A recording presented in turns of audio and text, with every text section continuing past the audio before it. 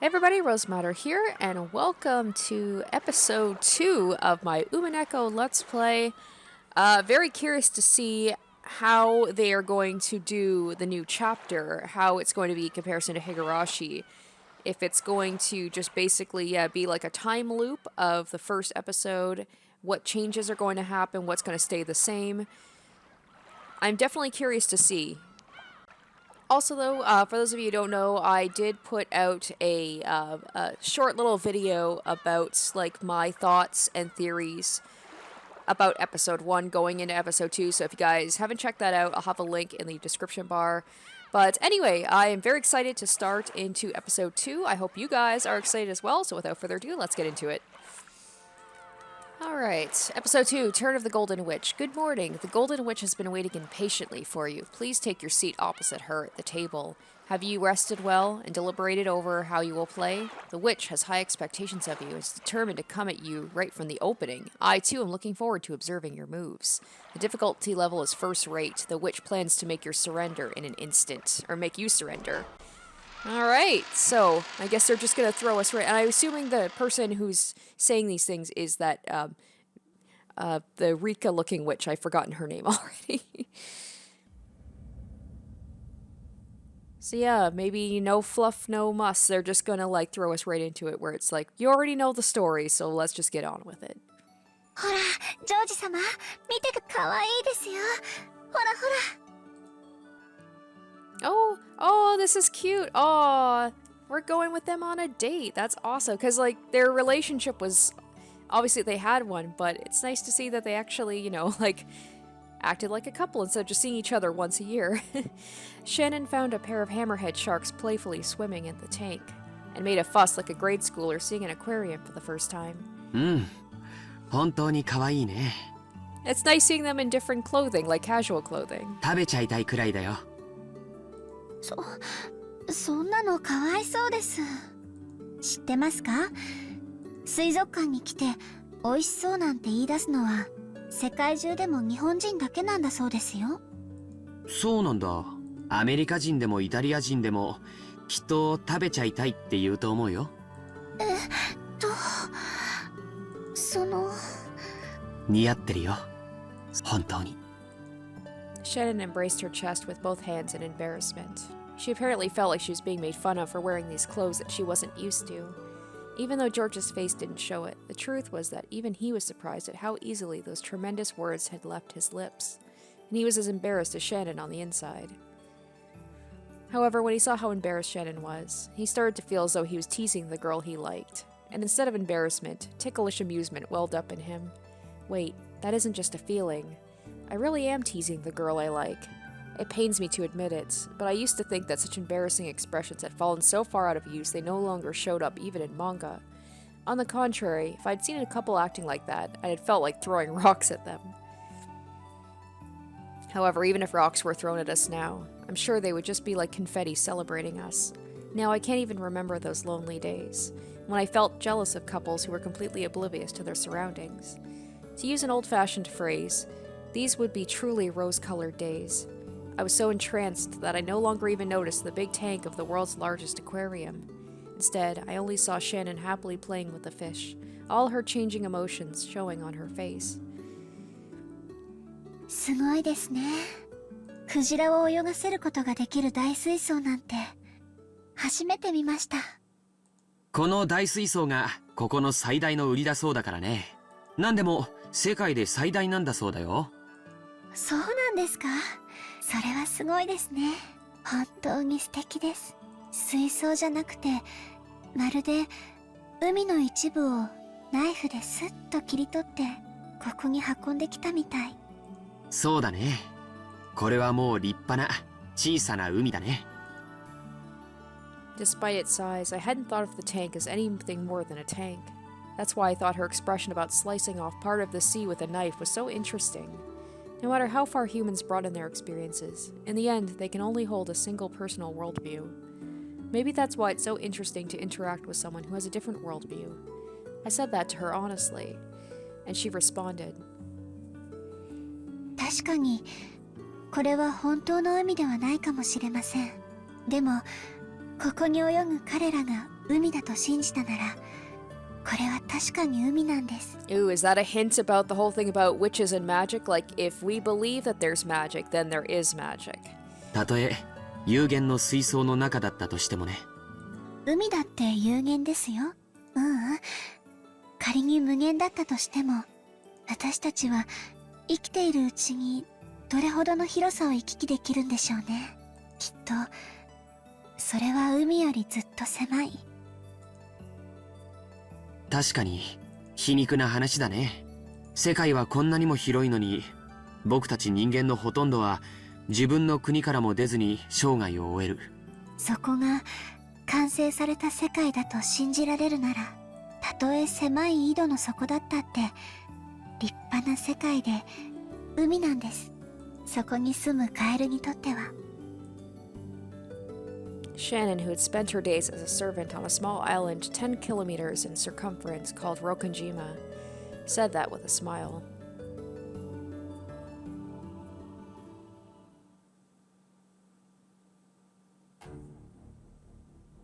All right.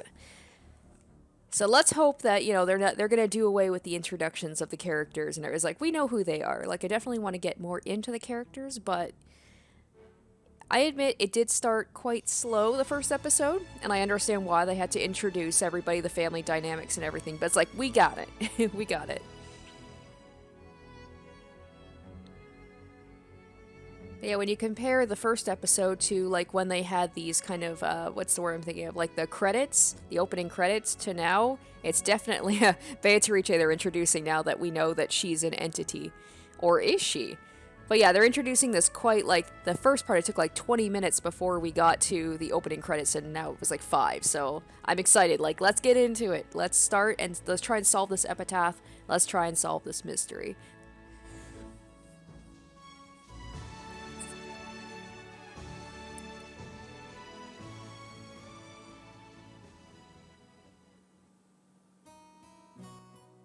Ooh, very nice. Ugh, just anything that looks like a vacation is making me jealous right now. After we finished walking through the whole aquarium, we had a slightly late afternoon lunch at a restaurant with a nice view. Any boy's heart would jump at the sight of a buffet. I myself was like that in the past, but with Shannon beside me, this buffet felt different. I couldn't shamefully make a huge pile of nothing but my favorite foods. I was, how should I put it, worried about my appearance, and chose a menu suited for a snob: toast, salad, and coffee. If I were by myself, I'd made a pile of greasy food like yakisoba, mashed potatoes, gratins, and the like. シャノンはそんな程度でお腹が足りるのかい？だとしたら、男ってのは本当に燃費の悪い生き物らしいね。別にそういうつもりじゃなくて。 On Shannon's tray, there was only tea and salad. Man, I was like, this whole thing about people being so careful about what they eat when they are first in a relationship. When I was with my husband, I'd never let that, like, even from the beginning, I never let that stop me. I ate what I wanted, and I didn't care what he thought. Like, if he has an issue, if I eat a little bit too much, that's his problem, not mine. But I guess, maybe a little bit more modest, especially her, I imagine, because she's also a servant, that she wants to keep up a good appearance. Maybe the very idea she could get away with at least one more dish indicated I was thinking with my male stomach. ジョージ様こそそれで足りるんですか？男の方はもう少し召し上がった方が良いかと思います。普段のジョージ様だったらもう少しお昼を召し上がられていると思いますよ。Yeah, I was gonna say, as a servant, she served him food before. She would know this. しまった。そうか。シャノンには僕が本家で昼食をとるとき、どれくらい食べてるのかバレてるんだったね。はい。だから今日はお腹の具合でも悪いのかと思いまして。Shannon was showing concern that I wasn't feeling well. Apparently, I'd made her worry with my stupid attempt to impress her. And in any case, it didn't seem like my stomach was going to let me keep this pretense up any longer. いやもう白状するよ。ついついカッコつけちゃってね。女の子と一緒だからって遠慮しちゃって。だと思いました。親族会議でのお昼の食べっぷりから考えて、それではとても足りないと思いましたので、遠慮なさらずにどうぞもう一皿を取りに行ってきてくださいな。ずるいな。僕ばっかり恥ずかしいよ。じゃあシャノンはどうなんだい？普段からこんな小食で後ろ宮家のお勤めがこなせるのかい？と、Shannon grew silent and blushed bright red. Apparently, I wasn't the only one putting on a front. When I realized that, my embarrassment disappeared completely. なんだ、シャノンもそれじゃあ足りないんじゃないか。そうだよそうだよ。普段のランチならもう少し量が多いものをペロリと平らげてたよ。女の子のお腹は魔法でできてるから、これでも平気なんです。Maybe that's where Beatrice's magic comes from, is her woman's stomach. Even though Beatrice, they said, she's not like a woman necessarily. Like, she can be whatever she wants to be. She's an entity, a magical entity. ということは、僕たちは互いに見えっ張りだったってことになるね。もう遠慮はなしにしないかい？ I smiled to show I wouldn't make fun of her anymore and stood up from the seat. せっかく沖縄まで来たのに、ゴーヤを食べないのはもったいないからね。ゴーヤの炒め物でも持ってくるよ。Oh, that sounds like I'm all about fried food, fried bitter melon. I mean, maybe like don't knock it till you try. That does not sound appetizing. シャノンも一緒に行こうよ。ほらほら。To anyone watching us, we might have seemed like a pretty humorous and, above all, embarrassing couple. But it's only after becoming a couple that you realize this banter means the world to us and is our world. So no matter how cold the looks we might have been getting from other people, we wouldn't even notice. Indeed, at this age, I finally understand the feelings of couples who want to endlessly flirt without any regard to their surroundings. After I returned with a plate piled high with fried food, Shannon arrived with a lovely cake. While laughing at our fake stoicism, we resumed our lunch. せっかく海を一望できる展望レストランなのに、あいにくの曇天が悔やまれるね。Our window seats, which we were lucky to get, showed a seaside scenery so grandiose it didn't even fit entirely within our field of vision. However, because of the cloudy sky, it was a far cry from its normal beauty. そうですね。晴れていたら、さぞや真っ青な海を見せてくれたでしょうに。そうだね。普段六軒島で海を見慣れてると思うけど、ここの海はきっと格別な青さを見せてくれたはずだよ。残念だな。でも、お仕事の最中に見る海はどんなに青くても灰色と同じです。でも、今日はお仕事中じゃないから。Apparently, Shen was doing her best to say an embarrassing line, but I grayed harshly. 惜しいな。ジョージ様と二人きりで見る海なら、たとえ灰色でも真っ青に見えます。って言えたら、100点満点でご褒美だったんだけどな。すみません。ご褒美は何だったか聞きたい？聞いてもいいものでしたら。ダメ、教えない。ずるいですよ、そんなの。When I was in elementary school, I was always the kid that got bullied. When everyone teased me, I grew nervous and speechless to the delight of the bullies. Back then, I wondered why everyone teased me. But now, teasing Shannon like this, I understand why. This is so much fun. I can play with her emotions however I please, and I can have them all to myself. Now, don't turn into an asshole, George. You seem pretty cool, but I'm just like, that's kind of... I don't know, that sounds a little asshole-ish, but I know he's doing it in a teasing way, but right now I can't think of any higher pleasure, which is exactly why I have to treat her lightly. I don't want her to get embarrassed and have a bad time. That's better. So I decided to end the topic there and then. It's not good to be too persistent. お昼が終わったら海岸を歩いてみないかい？ひょっとすると雲が晴れて素敵な海が見られるかもしれないよ。そうですね。行ってみたいです。うん、そうしよう。でもそのケーキも本当に美味しそうだね。僕も同じものを持ってこようかな。いけません。お昼にそんなに食べた上にケーキまで食べたら太っちゃいますよ。ジョージ様は秀吉様の血が濃いみたいですから、気をつけないとお父さんになっちゃいます。I guess she's not afraid to tell the truth either. じゃあシャノンは僕がおデブになったら嫌いになっちゃう？僕はたとえシャノンがおデブになっちゃっても嫌いにならないよ。そういう意味じゃなくて、ちゃんと体を気遣わないと健康にって。母さんにもよく注意されるよ。やっぱり僕も太極拳とかを始めて運動しないとダメかな。ダイエットは無茶な運動よりも食生活の見直しから始めた方がいいんですよ。その上で運動を重ねないと効果が出ないんだそうです。つまりそれはデザートのケーキは控えろってことだね。じゃあ仕方ないからシャノンがそのケーキを頬張るところを眺めていてあげるよ。そのケーキ丸々一つはさすがに食べ過ぎだと思いますけど、半分くらいだったら大丈夫かもしれません。これ本当に美味しいんですよ。 Shannon cut her own cake and tried to move half to my salad plate. I had no doubt she wanted to share the flavor of the delicious cake with me.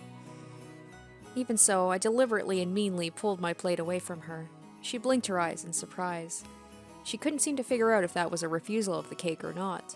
So I winked, opened my mouth, and said, "Ah." それが一番したかったんですね。もうジョージ様は甘えん坊です。はい。While still wearing an embarrassed, exasperated face, Shannon offered the cake to me with a fork. That's one thing that, when we were dating, and even now, like, my husband never did. I feel kind of weird if he was like, feed me. I'd be like, no, I don't think I will. Chomp.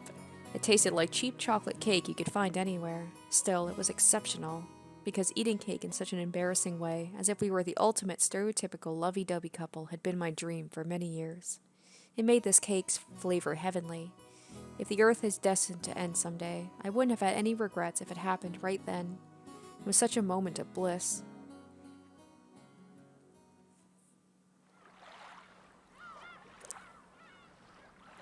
This is all very cute. I'm happy to get the backstory with the relationship, but I also want to get to the family. I want to get to, the mystery again. After that, we gathered shells, ran from the waves, and enjoyed each other's company while walking along the beach. In the end, the clouds never parted. However, we both believed our eyes were still reflecting a deep blue sea. なんだか幸せすぎて怖くなります。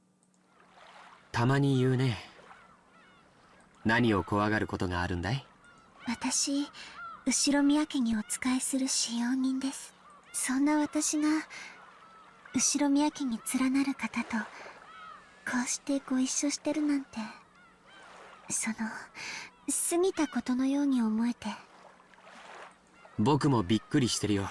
シャノンちゃんと出会ったのは昨日今日のことじゃない。何年も前から面識もある。でも年に何度もない親族の会合の席で挨拶をするだけ。そんな君とこうして一緒に過ごせる関係になるなんて全然想像できなかったよ。それはシャノンもでしょ？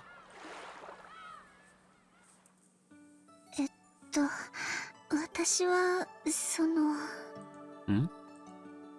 想像だけはしてました。いえ、想像というよりは妄想みたいなもので、いつも紳士的で思いやりのあるジョージ様とご縁があったらなって、妄想してただけで。じゃあ僕たちの縁は君のその信じた心のおかげだね。思う力には魔法が宿るんだよ。 There's the whole thing about magic again, right? Like if you believe in something, it's true. だか So ら if you don't, then it's その魔 not. 法がきっと僕らを巡り合わせてくれた。 Which is what Battler is doing. He's refusing to believe in the witch. So if he doesn't believe in the witch, then that means it doesn't exist. そうですね。多分きっとそれは本当に魔法だったんだと思います。でもね、そんなことはないんだよ。僕の中でも毎年出会うたびに美しく見違えていった君の存在はとても大きくなっていた。そして君にとっての僕も同じものだとしたなら、今日ここに僕らがあることは必然の結果であって魔法や奇跡なんかじゃないのさ。奇跡はあったんです、ジョージ様。 And there's the thing about miracles happening again, right? She stopped at the water's edge and gazed beyond the sea. 奇跡？魔法あったんです。 I was bewildered by that slightly mysterious expression which I sometimes heard her use. 魔法が？はい、魔法です。言っても信じてくれないでしょうから言いません。でも確かにその魔法には私とジョージ様を巡り合わせてくれる奇跡を叶える力がありました。それは何かのおまじないのこと？そうですね、そういうものの類かもしれません。一つ違うのはおまじないなんかじゃなく、本当に本当の魔法だったという点です。ふん。Perhaps Shannon isn't alone in wanting to credit an encounter on a miracle or on chance. It might be a universal thing all girls share. For a man like me, an encounter with a girl is 70% effort to try and please her, and 20% raw courage, and only 10% chance. What she believes to be everything carries little relative weight within me. Maybe that way of thinking is in itself calculating and typical of men. But were I to express that in words, any kind of magic would be broken. I do think that to become this close had taken many fortitudes, concessions, and great efforts from us both. We have this private time together now only as a result of all those things put together. And if she wants to call that magic, that isn't strange in the slightest. That's why I answered her the way I did. そうだね。同じ運命を100回繰り返したら、僕と君がこういう関係になる結果は一度しか起こらないものだったかもしれないね。互いを意識し合いながらも、僕たちは他人行儀な関係を今も続けていたかもしれない。そんなよその世界の僕らから見れば、今の僕たちはまさに奇跡のような関係に違いないだろうから。そういうのじゃなくて、本当に魔法なんです。男の方にいくら言ってもこういうのは信じてもらえないんでしょうか。カノン君も全然信じてくれませんし。信じるよ。僕が信じなくて魔法が解けたら嫌だからね。ジョージ様。 In a small voice, I apologized for making light of her magic. Those words seemed to make Shannon a lot happier. After all, if a pair of people believes in the magic of love, it becomes eternal. そうそう。僕からわがままが一つあるんだけど、聞いてもらえないかな。はい、何でしょうか。そのジョージ様って呼び方、嫌いじゃないけど、もうなしにしないかい？もちろん後宮家では対面もあるだろうから、六軒島での普段まで強制はしないよ。でも二人きりの時はなしにしよう。うん、そういうルールにしよう。ルールですか。もし破ったらどうなるんでしょう。そうだ And ね。 then here's the thing about rules as well, right? Like to the Rika witch, Bernistol or whatever her name is, said something about rules as well in the world. ルール違反には何か罰ゲームがないといけないかも Oh, し and れな by いね。 breaking the rules, you get a punishment or a penalty. So I feel like this hinting towards that as well. そうだな。聞きたい？いえ、聞きたくありません。何がいいか僕も考えておくことにするよ。はい、ジョージさん。素敵な響きだね。嬉しいよ、シャノン。私も名前があります。そっか。ルールはフェアじゃないといけないね。僕もそれを守って今から君のことをサヨと呼ぶことにするよ。いいね、サヨ。はい。 I put my arm around her shoulder and held her close. Her delicate body was pulled irresistibly towards me, and she leapt into my chest like a doll. As I held her head in my arms, we looked at the horizon together. 真っ青な海だね。この海を二人で見られてとても嬉しいよ。私もです。この真っ青な海をあなたと二人で見ることができてとても嬉しいです。 As we gazed at the gray sea and a light rain began to sprinkle down, we kept listening to each other's heartbeats. That's sweet, because like even like knowing that they were in a relationship enough to like where he proposed to her, they seemed very awkward together. That definitely seemed more natural. All right, here we are. Is this Rokunjima? Or okay, the sound of waves soaked into my ears. No, this was the sound of raging waves.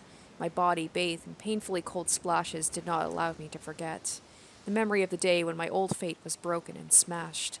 In the past, tomorrow had been literally like a mirror to me. All I could see in it was the same me that existed today. My tomorrow would never be any different from my today. That was my old fate. But at that moment, for the first time, I saw a different fate beyond the mirror. The witch whispered. She tempted me to take a bite out of the fruit of knowledge. She tormented me, saying that as long as I stayed in the paradise of God, I would remain furniture. So I learned of love and decided to choose to become a person. Those days were like sweetly melting honey, but then I hadn't realized they were the beginning of days filled with a new kind of suffering.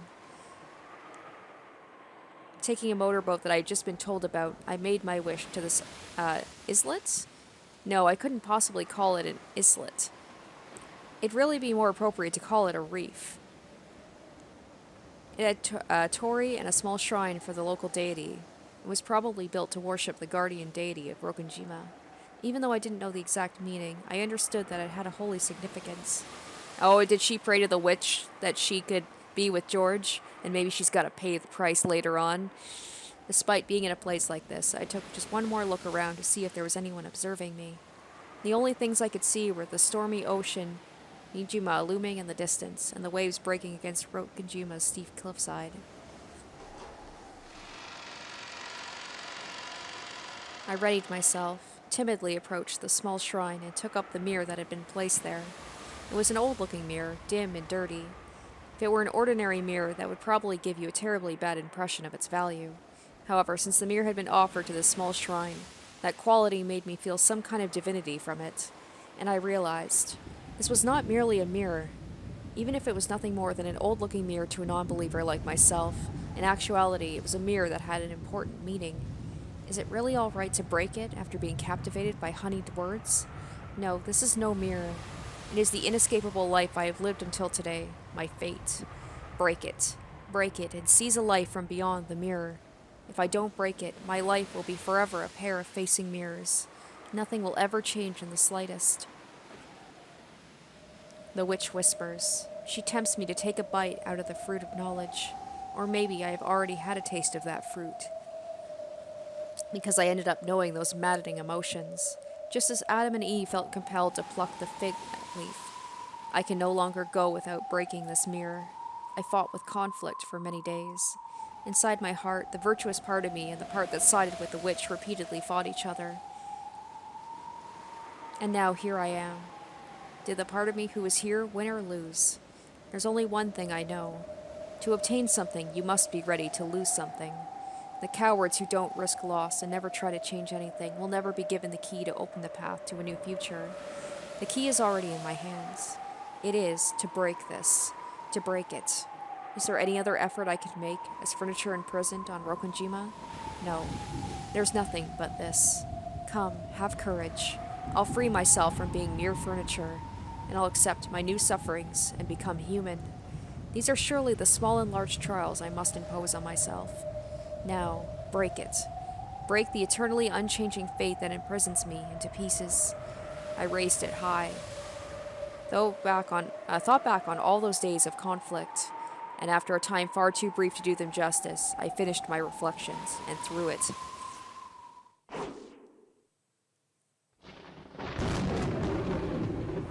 The thunder roared, crying out against me for my outrageous act. It was truly the wrath of the angels preparing to banish me from eternal paradise. I looked down on the mirror, tumbling at my feet, broken in two equal parts. And having made sure I had accomplished my task, I looked up at the enraged sky and screamed. いや、約束は守りました。今度はあなたが約束を守ってくれる番ですよね。The thunder roared once more. I'd already been banished from paradise, so I would have to struggle by myself in order to live. The witch had said it. That's the single element of the world. To lose it means to lose the world. Like how a flask with a hole in the bottom can't be filled, no matter how much water you scoop into it.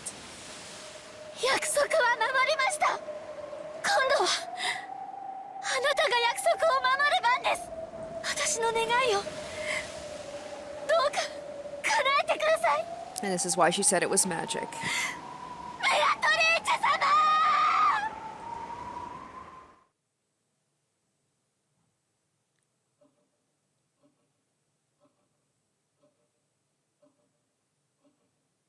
My mind wandered, back to the days where I could barely imagine the happiness I have today. I was a middle schooler at the time, an ordinary girl who dreamed about love, as it's normal at that age. But I really should not have dreamed that dream, because I am furniture. Furniture is nothing more than a tool and is not human.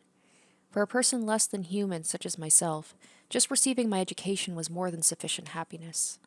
So even thinking about love was more than I deserved. The Ushiromiya family conference was a customary event held every October, but relatives would occasionally visit at other times as well. Of course, they didn't come just to drink tea. On this day, Ava's family had visited the head family on Rokonjima. The 3 people from Kraus's family and the 3 people from Ava's family had gathered in the parlor, and were having a friendly chat as they updated everyone on their situations. Genji had supposedly told Kinzo of Ava's family's arrival, but he hadn't come down yet. He was probably immersed in his own research and couldn't spare the time. This often happened, so the others waited patiently for their fickle father to come down.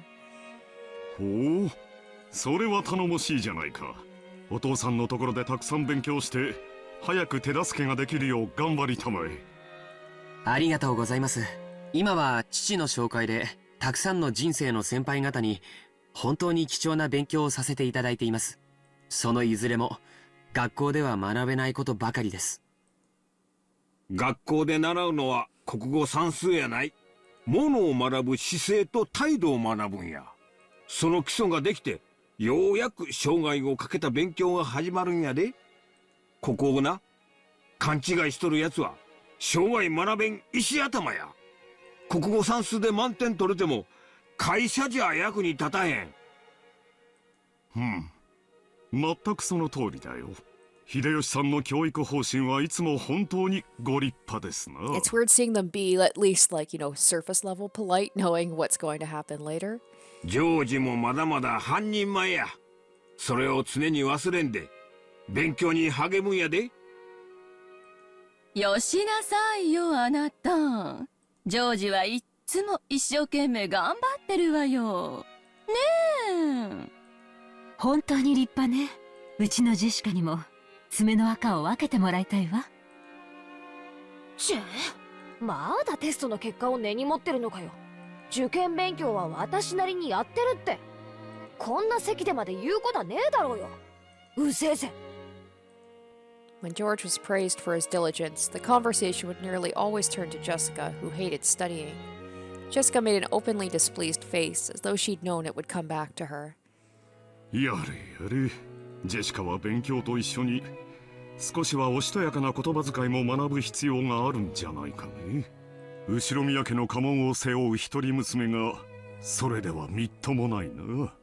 あら、これはこれで魅力的よねえ。時代は変わるのよ。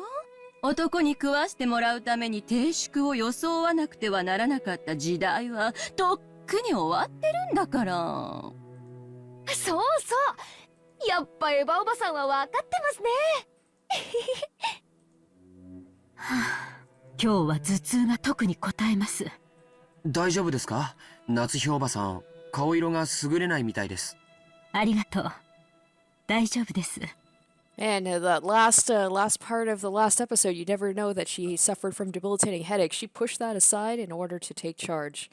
It's weird to see kind of like Natsui being back to the one that we initially saw where she just seemed very frail. でも本当に月日半ズボン姿で浜辺を駆け巡ってずぶ濡れになって帰ってきた日がついこの間のように思います。それはジェシカちゃんも同じよね。今じゃお化粧の仕方にだってこだわるレディーなんだから。眉にこだわりがあるのね。今日のあなた、とってもキュートよ。ありがとうございます。誰も気づいてくれなかったんで、自信なくしてたとこです。A full smile rose to Jessica's face as the results of her own studies were finally noticed. Ava smiled back just as widely. Then she turned that smile towards Natsu. Oh, here it comes. ダメよ、夏日姉さん。自分のこの小さな変化にも気づかなくちゃ。We couldn't have Ava and Natsu together without there being little jabs. かわいそうなジェシカちゃん。一番最初にお母さんに気づいてもらいたかったでしょうに。ねえ。いいんです、いいんです。あの人、そういうの全然気づかない人なんで。Jessica, you're not helping your mother right now. ジェシカ、母親をあの人呼ばわりとは感心できんね。謝りなさい。言葉遣いについては後でよく言って聞かせます。お子様は邪魔だってんならそう言ってくれよ。私は席を外させてもらうぜ。ここは空気がよどんでるぜ。ジェシカ。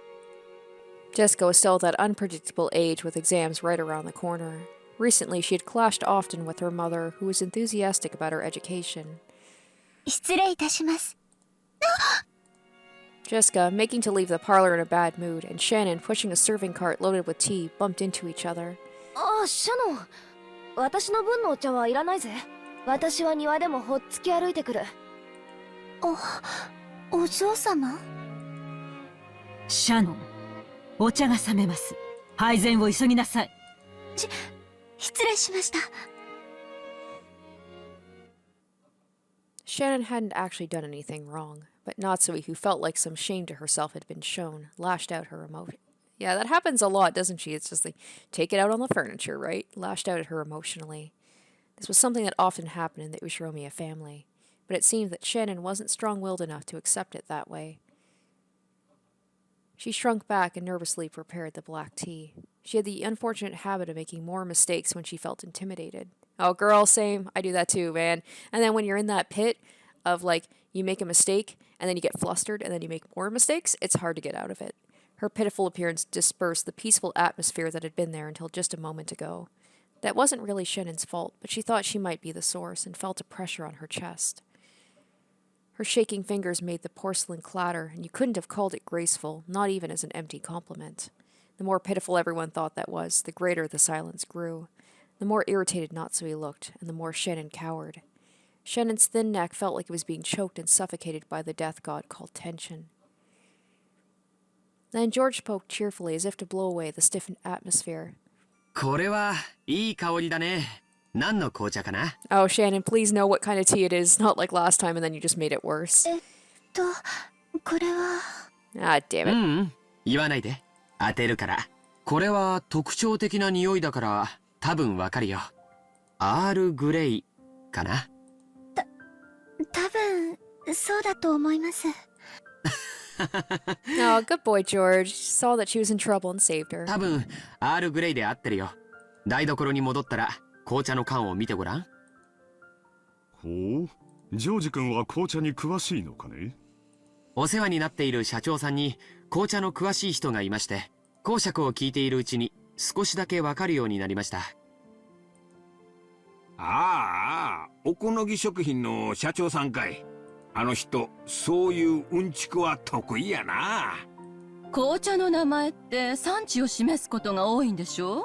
じゃあこれはアールグレイという土地で栽培されたのが由来なのかしらね。昔イギリスにグレイ伯爵という人がいたそうで、その人にちなんでつけた名前だそうだよ。ちなみにこの特徴的な匂いは茶葉のものではなくて、ベルガモットというみかんの親戚にあたる果物でつけたものなんだって。そうなの。初めて知りました。そういう知識を持っていると紅茶もより美味しくいただけますね。酒もタバコも同じや。嗜好品はロマンをたしなむもんやで。こういううんちくが味わいを深めるんや。薬の能書きと同じよね。夏日姉さんも愛用してる頭痛薬の説明書、今度はじっくり読んでから飲んでみなさいよ。Ava, that was a stretch to bring it back to Natsui and making fun of her. Like, man. それはいい。今夜試してみなさい。ええ、試してみます。シャノンちゃん、そのポットを開けてごらん。茶葉の中にベルガモットを乾燥させたものが混じっているのを見つけられるはずだよ。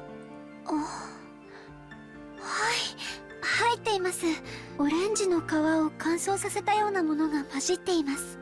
うん、多分これがベルガモットだね。アールグレイの香りの主成分だよ。匂いは鮮烈だから味がきつそうな印象があるけど、素直で飲みやすい味なんだよ。ミルクティーにすると香りもまろやかになって素敵かもしれないね。みんなに注いでポットに余った分があったら、ぜひミルクティーにして飲んでみるといいよ。はい、ありがとうございます。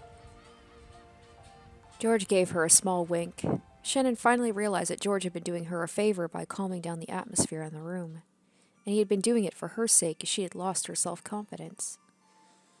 The Ushiromiya family did not pamper their servants, so if there was any awkwardness, they would be harshly punished. So it didn't often happen that they were given a helping hand like this. Thanks to George's concern, Shannon was somehow able to get a hold of herself and finish serving everything safely. If she was calm when she worked, she could easily carry out her tasks elegantly and flawlessly. By the time the black tea was laid out on the table and the elegant scent drifted around, the room was completely back to how it had been, in a peaceful mood as everyone praised George's knowledge. Shannon wanted to thank him for saving her, but it didn't look like she would get the chance. So she at least thanked him instead in her heart, praying to God that George would hear it and push the serving cart away.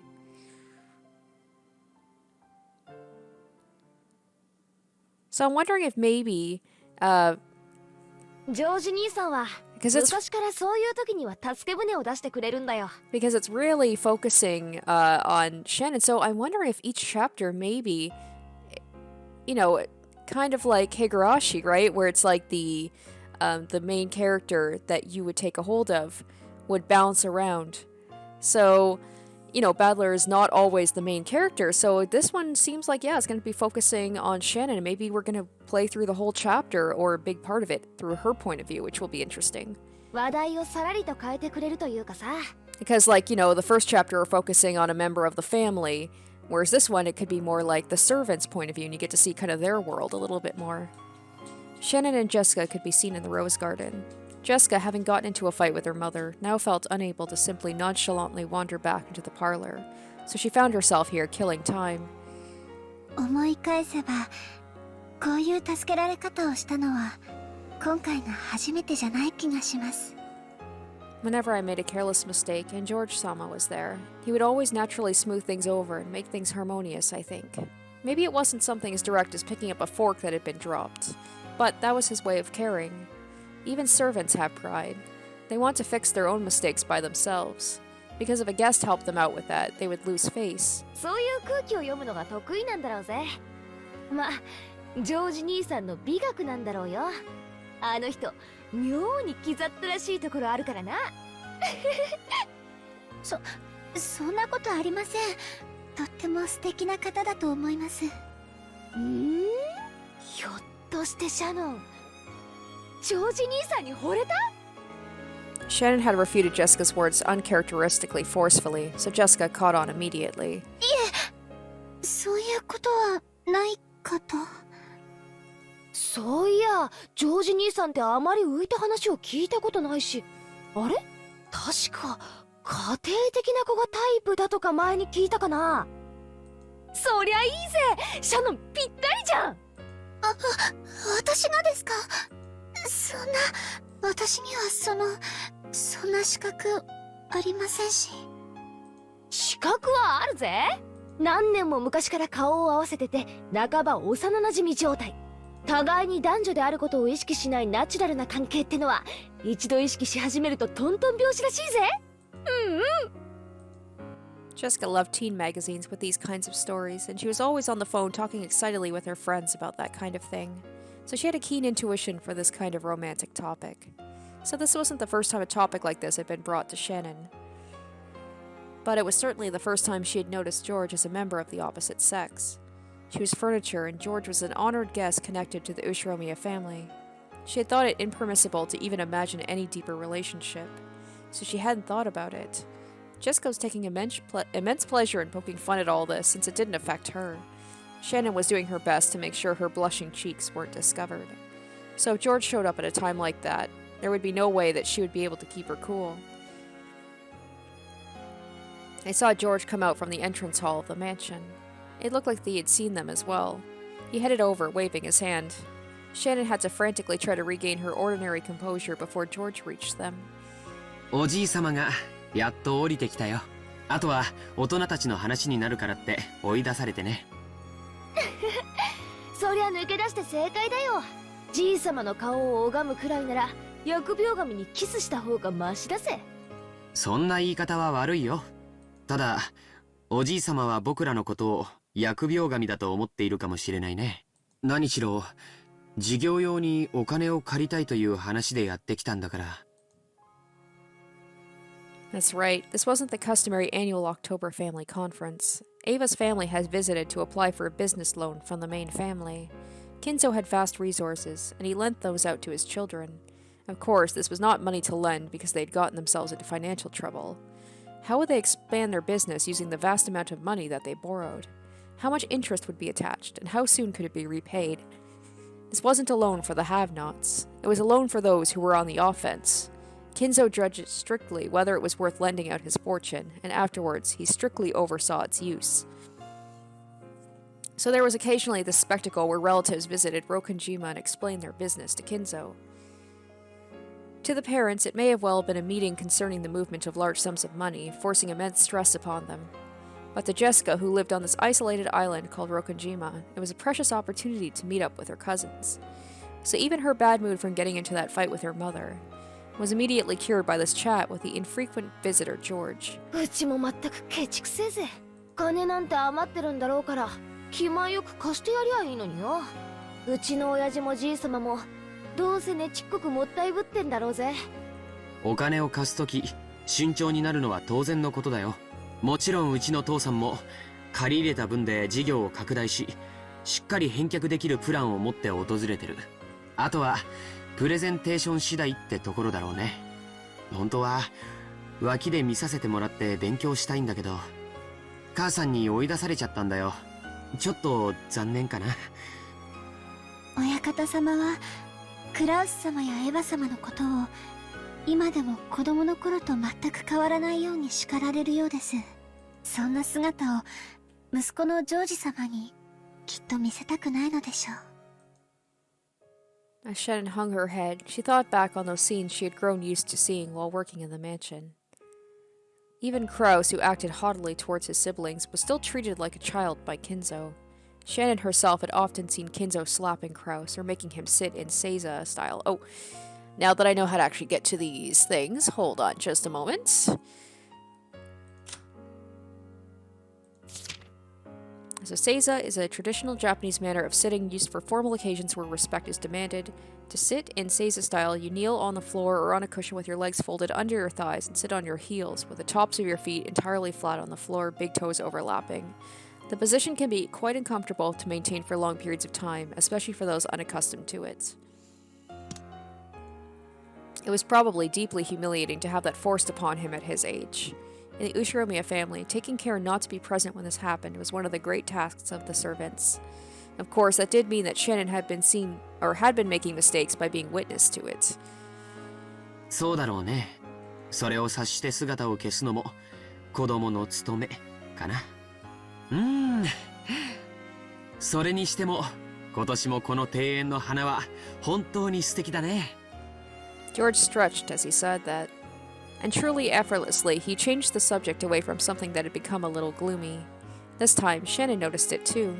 This person, George, was highly sensitive to the mood of a group, and was always caring enough to change the subject to something harmonious. It had been so smooth that Shannon hadn't noticed it until today. Today, Shannon had to really admire that behavior of George's. Almost all the boys Shannon knew her own age were her classmates during her education. But they were all immature, and none of them had the composure that George did. Even though he had been just another guest until moments ago, now she couldn't describe him with just that. But that was idle thinking, irrelevant to her work as a servant. Shannon tried to chase it away with a small shake of her head. どうしたんだよ。いえ、何でもありません。お茶のご用意をしましょうか。先ほどのアールグレイを改めてご用意します。紅茶の名前覚えてくれたんだね。嬉しいよ。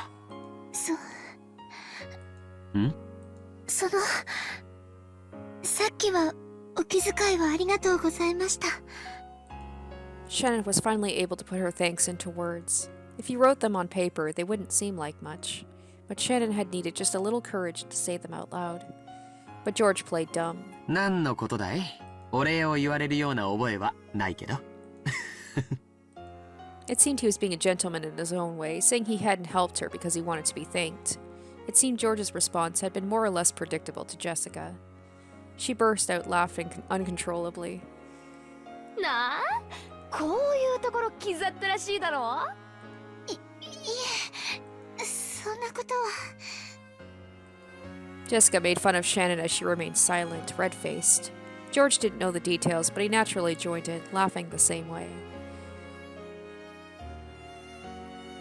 The three of them lazily walked around the garden, talking about what was new. George, as the oldest cousin, talked about his life experiences. Jessica talked about the recent life on Rokunjima, and Shannon talked about her recent work. These silly little topics went round and round in circles. Even when the other stories had been fascinating, Shannon had never felt particularly connected to their contents. She was nothing more than a servant, and she had no intention of delving into her master's lives. She simply wanted them to enjoy their time speaking with her, and was only pretending to listen intently and nodding at the right moments. But for some reason, she found talking with George deeply interesting today. Even for things she would normally ignore, she felt as if she could feel a kindness hidden beneath those words. For some reason, she wanted to know more things about George, no matter how trivial. So she stared fixedly at him. She thought that as far as looks went, this person, Ushiromiya George, was probably about average, and he didn't really stick out. But he was diligent, serious, and deeply thoughtful in a way that allowed him to understand people's hearts and care for them. But she'd never been aware of these things until now. She might not have met him many times, but she had known his face for many years. Even so, she had not noticed once until now. So Shannon felt ashamed of this, and her cheeks went red. Maybe George thought that Shannon was appreciating him talking about himself, because he continued to relate his personal stories. But Jessica didn't miss that slight change in Shannon, so she turned the discussion around to the topic Shannon wanted to hear about most. そういやさ、ジョージ兄さん、いい加減に彼女とかはできたわけ？なんだい、やぶから棒に。Normally, just George's reaction would have been answer enough, but for some reason, as she was now, Shannon found herself unable to understand it unless he said it clearly. ジョージ様はお優しいですから、さぞや表になるだろうと。いや、よせよシャノン、そういう追い詰め方はかえって意地悪だぜ。私は別に嬉しい勘違いをありがとう。残念だけど、特定の一人の女性とはまだご縁がないよ。見ての通り、容姿も波以下だからね。Oh, George. 女の子を楽しくさせてあげられるような気の利いた話術もないし。そんなことないと思います。それに男性の魅力は容姿では測れないところで決まる I んじゃ love な how いかと思います。 even, like, she said it herself, but even she's admitting, like, yeah, you're completely average in terms of looks. だからジョージ様はとても魅力的な男性じゃないかと思います。Shannon was uncharacteristically verbose. Compared to her normal self, she's being very wordy indeed. George looked fairly pleased about hearing his own charm described, but he was just a little surprised at this high praise. Jessica, assured now that her own imagination was right on, acted as though she could barely hold back her laughter. ありがとう、シャノンちゃん。僕に魅力を感じてくれるような寛大な女性に早く巡り会いたいね。きっと巡り会えると思います。ジョージ様の本当の魅力に気づいている女性は、いえ、大勢いらっしゃると思いますよ。She probably wanted to say, "There's a girl not very far away." She avoided saying that much, drawing a final line as a servant. そうかな。さすがに照れるね。 Maybe he had never been praised this much by a girl. George's face turned just as bright red as Shannon's.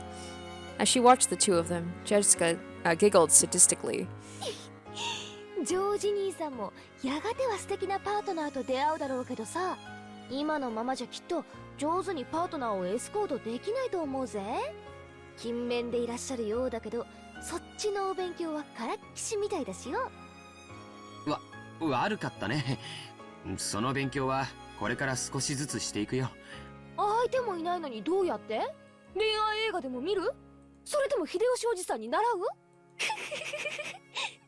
チェ、まるで鬼の首でも取ったみたいだな。 It's nice to see these, like, you know, normal family interactions, especially between the cousins, because they all, you know, unlike the siblings where there's like that underlying tension between them, the cousins all just genuinely like each other. So it's nice to have these conversations and, like, just have it be light again. こういう話では男は女の子にかなわないね。 Normally, when George and Jessica got together, their parents would say George is diligent and admirable, and Jessica's lazy and rude. So it was probably irresistible fun for Jessica when the roles were finally reversed. George also realized that, so this time he was content with being the one who was teased. ジョージ兄さんさえいいならさ、シャノンでちょっと練習してみたら？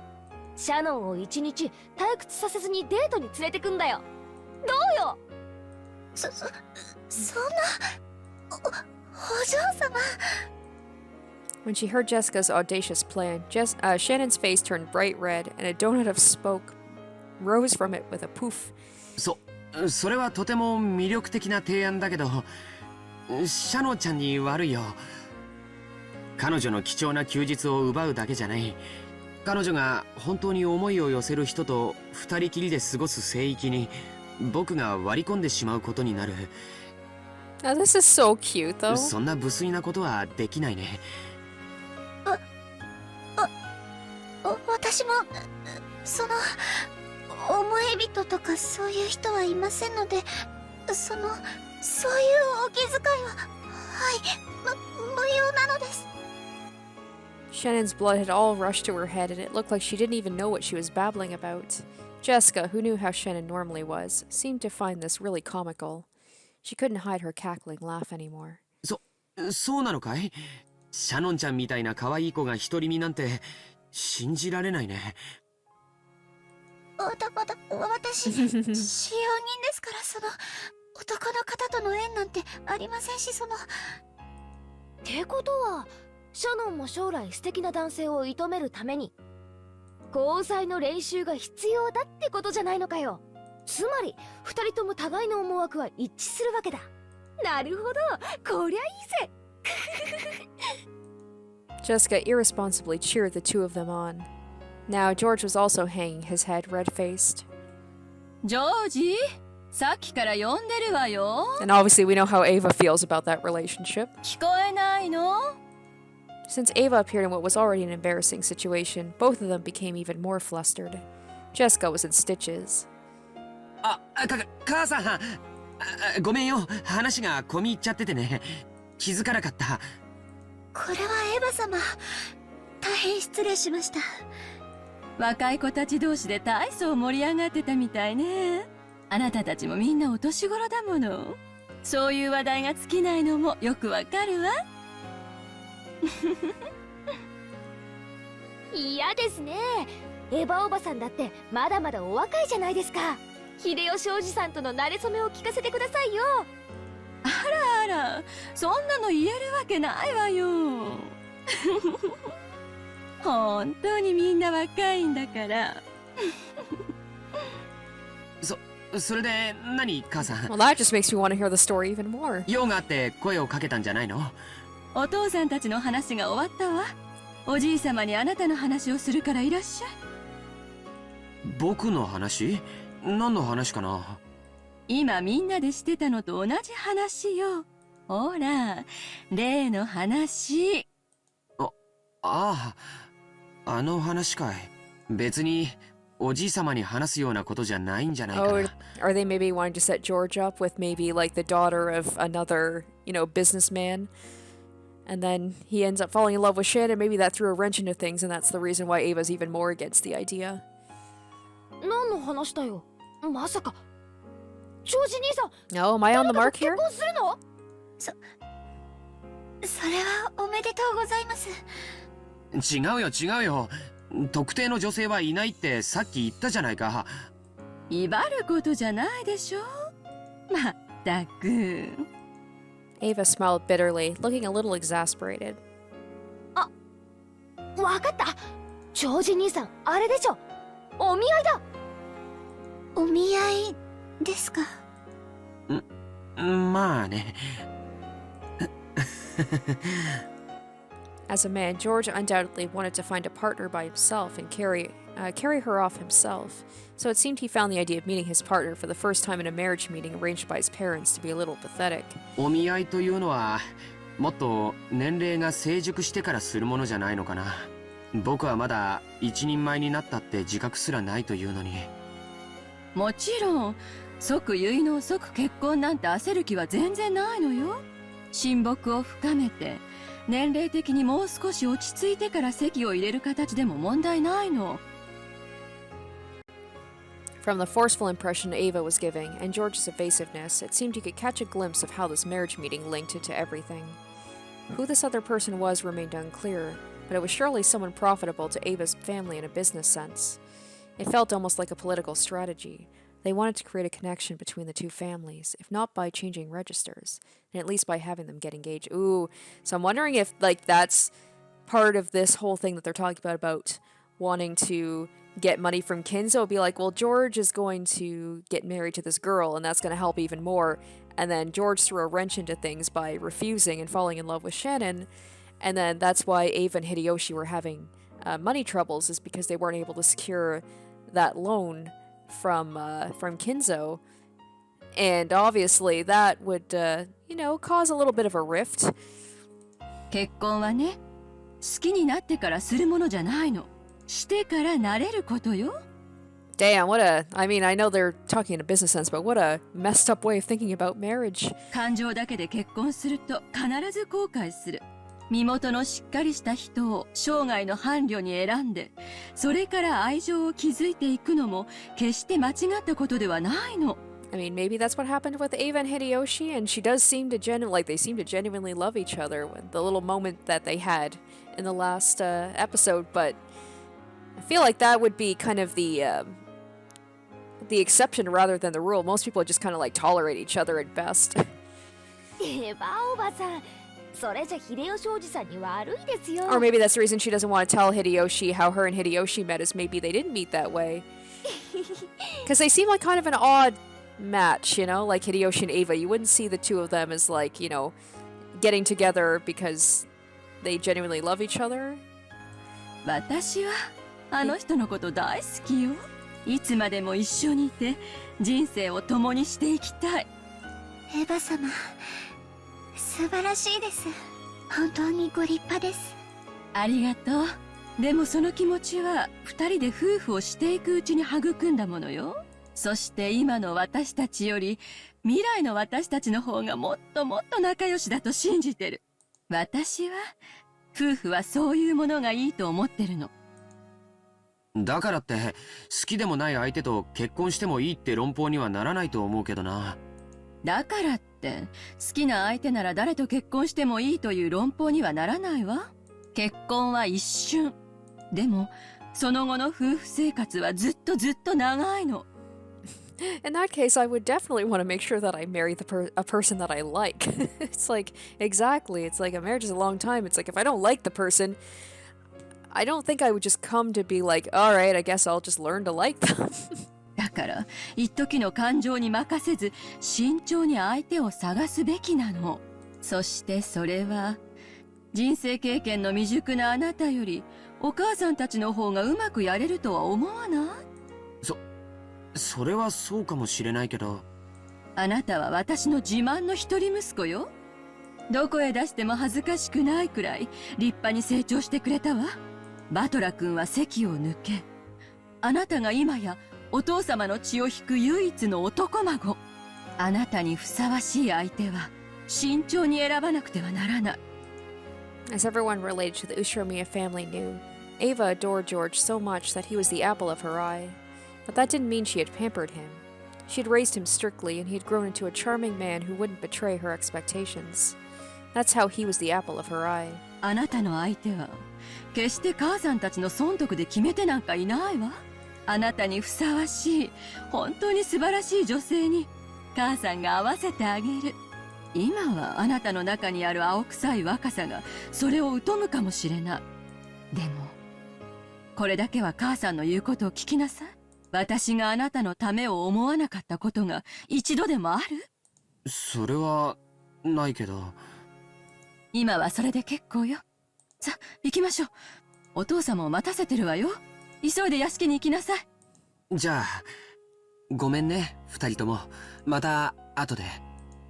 George bowed to the two of them, and after bowing once more to Shannon, he dashed off to the mansion. じゃあおばさんも行くわね。 Ava's like, Shannon, just one thing, stay the fuck away from my son.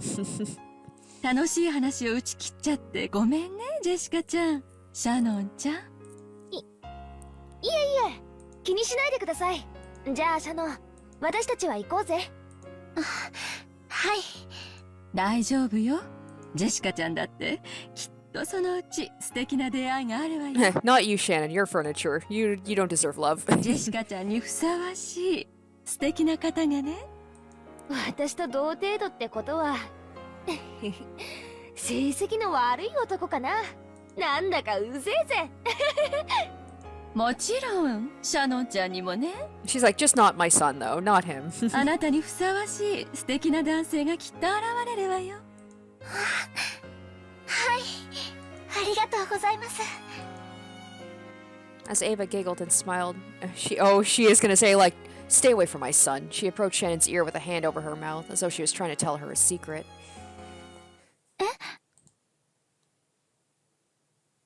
使用人風情のあなたに Yeah, ぴ oh, っ damn, たり Ava. の相手が I was starting to like 見 Ava つかる there. わよ。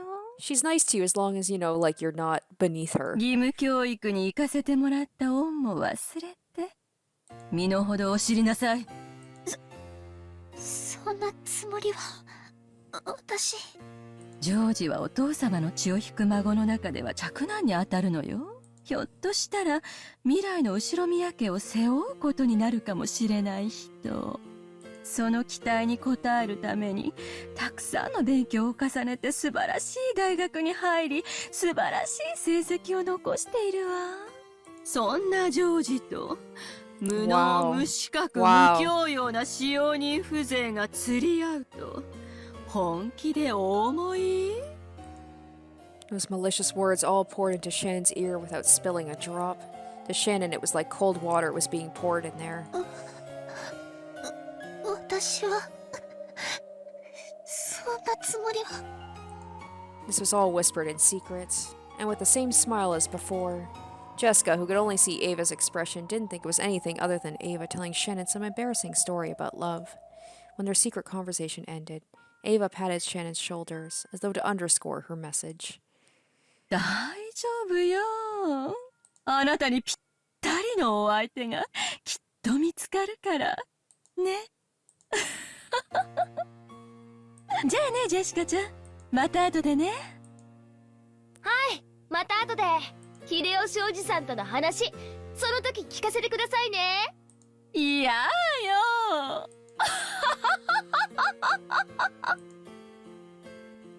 Ava laughed dryly and headed back to the entrance hall. Behind Jessica, who was cheerfully waving her hand, Shannon reflected very, very deeply on those words of Ava's about knowing her place. Oh, is that going to flash forward to... Oh, and that's why she's saying it was magic that brought them together, is because she broke that mirror in order for her and George to be together, right? And she was like, I'm not going to be furniture anymore. Dang. Oh, I could totally see Ava killing Shannon because she's in his way of, being what she wants him to be. I felt deep remorse for my brief moment of conceit. I had forgotten. I am furniture. Furniture isn't human. So I am a being who must feel gratitude for even being treated like human. and I am not permitted to wish for anything more.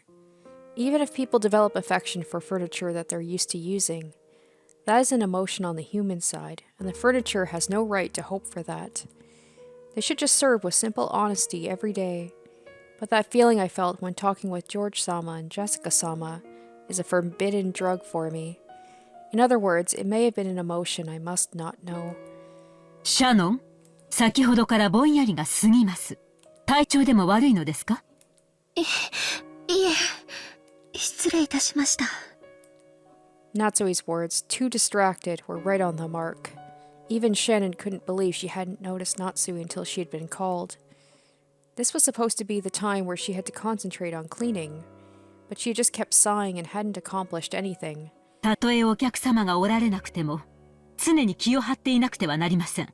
そんな様では、後宮家に仕える使用人として情けありませんよ。はい、以後注意します。もうじき、当主様と主人がお帰りになられます。書斎の清掃は済んでいますか？階段の清掃は済んでいますか？申し訳ございません。まだです。ええ、知っています。ですから、ルノンにやらせておきました。Okay, so Runen is one of the ones that we have not met yet. あなたがもたもたと廊下を清掃している時間で、彼女は書斎と階段の清掃を済ませてしまいましたよ。それは、丁寧にお掃除をしていたから、時間がかかってしまって。Shannon was simple and honest, so she would always carry out her tasks seriously and properly without any omissions, so she was always slow with her work. In contrast, Runen skillfully cut corners wherever they should be cut, so she could complete her jobs with a result that looked similar to an outsider, but in a much shorter time. In other words, she was shrewd. Sounds like Goda. Compared to her, we should say that Shannon, who had just talked back to Natsui when she was already in a bad mood, was not shrewd in the slightest. Of course, there was nothing that Natsui couldn't stand more than a servant talking back. Oh shit. Her forehead creased and she spoke sternly. And yet her speech was slow and admonishing, which was terrifying beyond measure, and finally made Shannon realize she had said the wrong thing. ならば、存分に丁寧な清掃を心がけなさい。Natsui got those serious, like, scary mom vibes, you know? It was like when before, where Rosa would yell at Maria and smack her around, Natsui's just more like, she'll speak to you in like a calm voice, but you know she's got her mom voice on and you pay attention, and you're scared. シャノン、あなたにこのまま大広間の清掃も命じます。当主様の大切な絵画が多数飾られ、後宮家への賓客をお招きすることもある大切な広間です。誇り一つ残さないよう、あなたが納得するまで丁寧に清掃なさい。もちろん今日中にです。それを終えて私に報告するまで、食事も休憩も許しません。わかりましたね？はい、奥様。結構。使用人はその言葉だけを口にするように。次の口答えには、より厳しい罰を与えますから、そのつもりで。よく胸に刻んでおきなさい。はい、奥様。ご指導をありがとうございます。どういたしまして。Natsui headed off down the corridor, making a gesture as if her headache was troubling her. Once Shannon couldn't see her anymore, she hung her head and sighed. This happened because I let my thoughts take me. I might be bad at everything I do, but I should at least be able to carry out the cleaning as well as an average person can, right? I can't even do that properly. It's so pathetic it makes me cry. So I wonder, Canon, if he is here yet, or if that's going to be like another year he's brought on later. I can't remember how long they said Canon's been with them. And there's something even more pathetic. Not only was I unable to perform a single bit of cleaning well, but just now when Natsui was scolding me, I was envisioning him appearing and rescuing me. If only George-sama had been here, perhaps he would have casually stepped in and saved me. I'm sure he would show up cheerfully, intentionally acting like he doesn't know what's going on, nimbly change the subject and make me forget I was ever reprimanded by Natsui. I kept envisioning him, suddenly appearing from the other side of the door. or the other end of the hallway. I envisioned the kind of person that would be an appropriate partner for him in a marriage meeting, and I envisioned how unfitting I am for him. Ava had told me that clearly. It had repeated endlessly through my dreams. Okay, so he is there. 奥様は今朝から虫の居所が悪い。黙ってうなずいていればいいものを余計なことを言うから。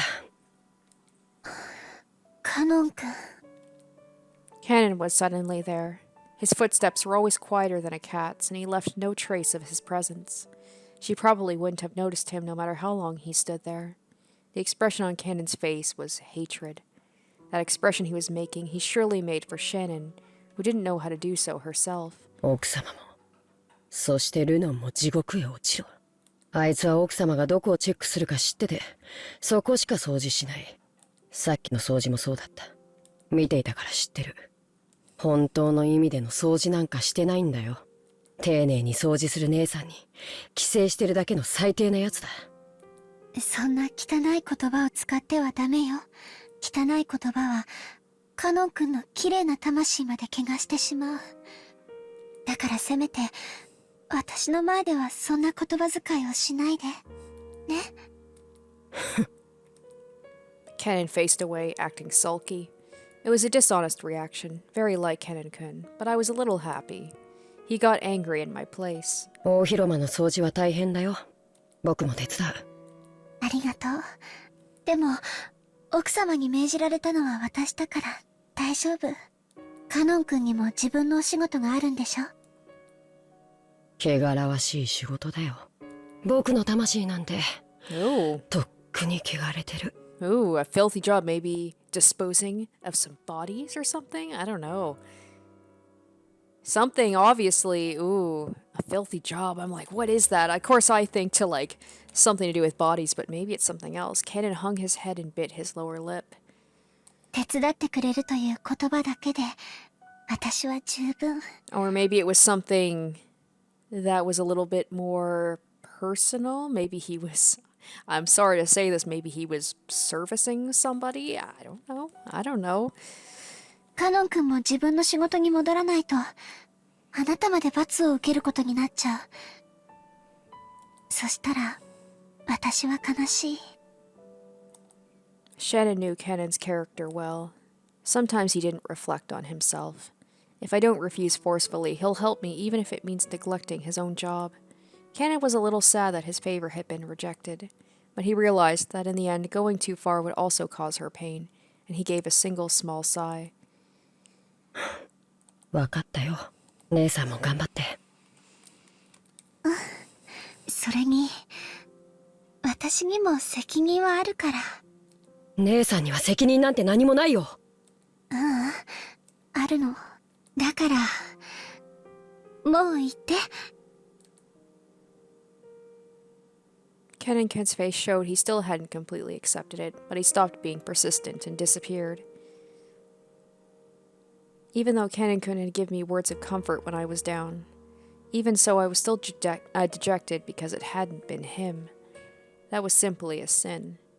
Far beyond any dream the likes of me could be permitted to see. Know your place. Shannon, who had neglected breakfast, was already starting to feel her thoughts attenuate. But if she didn't finish cleaning the reception hall, she couldn't receive Natsui's permission to eat.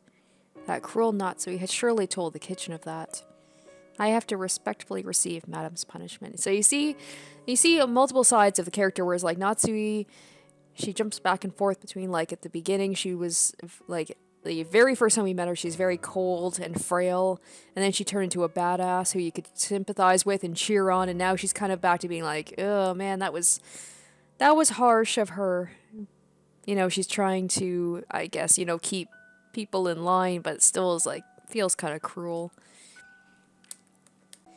That's right. My position in the world is furniture, and I had become intoxicated by a dream that is beyond me.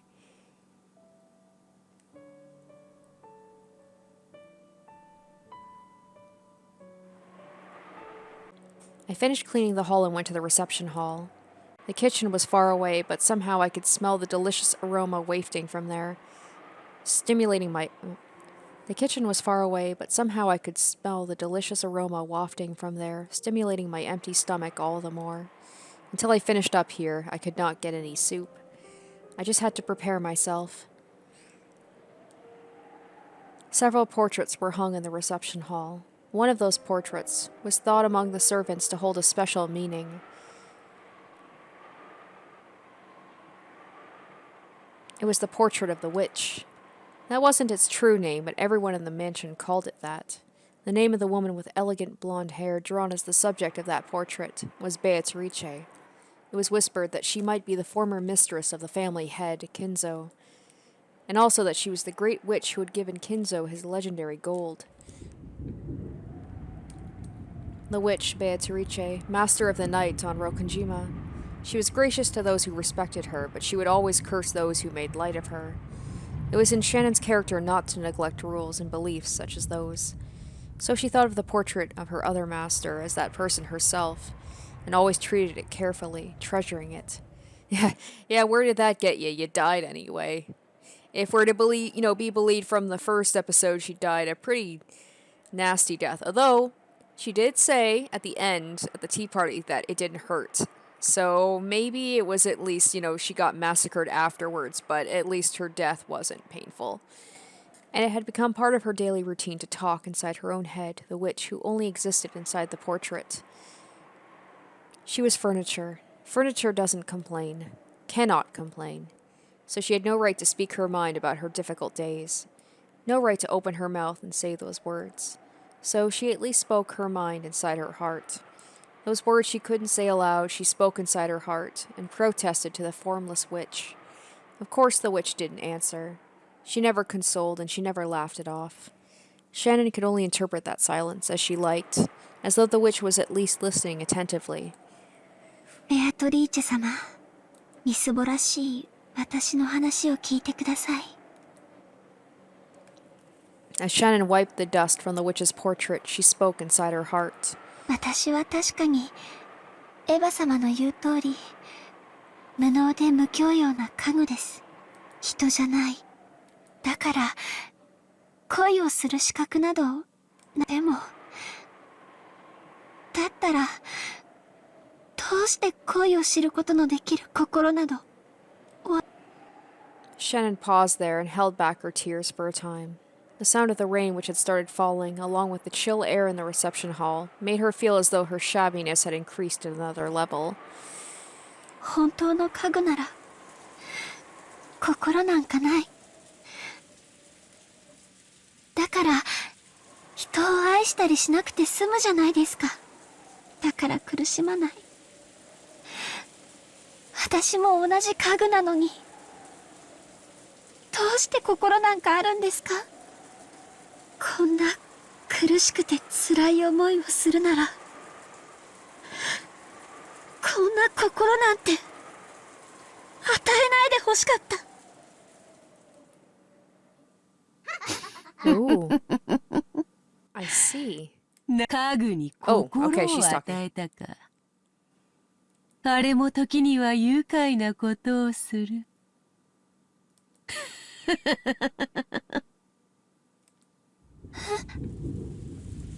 The witch who had never answered or laughed, answered and laughed.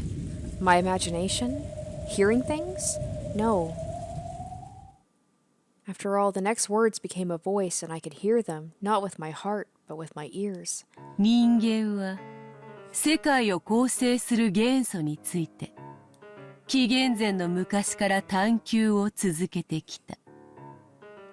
古代ギリシャ人たちは風、火、水、土の4つで世界の説明を試みたという。その後も数千年かけて人間たちはその4つに様々な元素を加え、5代、6代、7代、8代、12代と様々な解釈で世界を説明しようとしたが、唯一の真実である一なる元素を説明することはできなかった。しかし、星の導きによって現れた一人の男が、ついにこの世界を構成する一なる元素を説明した。何かわかるか？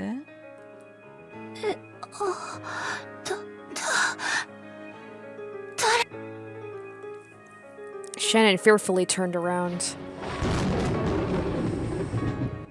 Oh, so she's appearing pretty early on. Right there, she existed. There's that existed again, in quotations. What's up with that?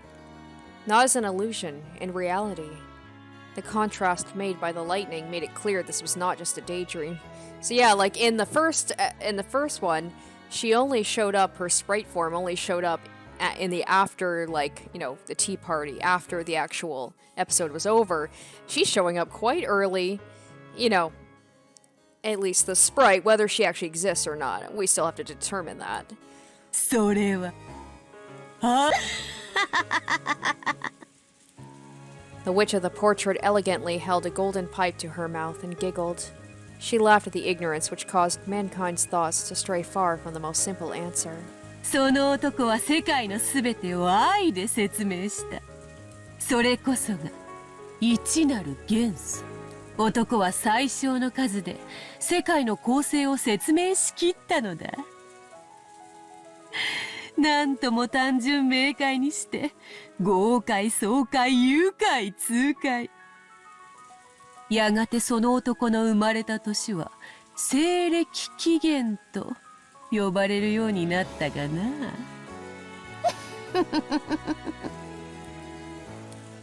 Shannon lost any words to speak.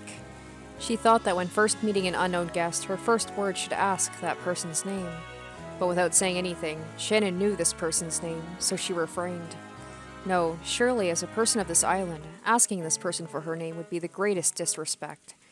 Because she was the other master of this island in addition to Kinzo. ベアトリーチェ様。いかにも。 Oh, we gotta... Hold up.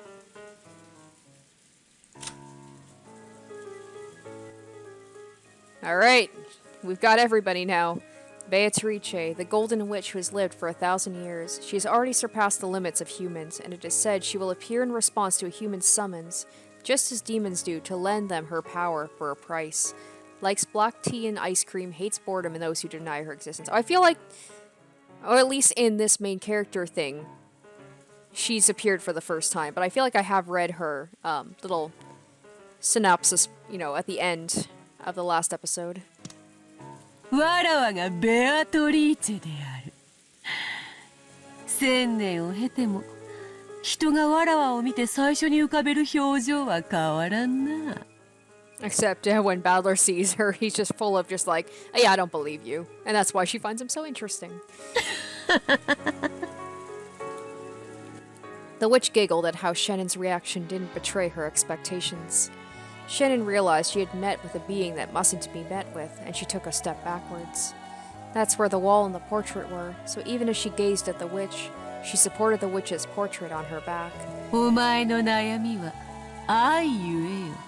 それはすなわち世界の一なる元素、つまりこの世のすべてだ。それが満たされぬということは世界が満たされぬに同じこと。それは穴の開いた水筒に水を汲み続けるのに似ている。汲めども汲めども満たされぬ永遠の心の砂漠。人間の基礎にして全てにして現在。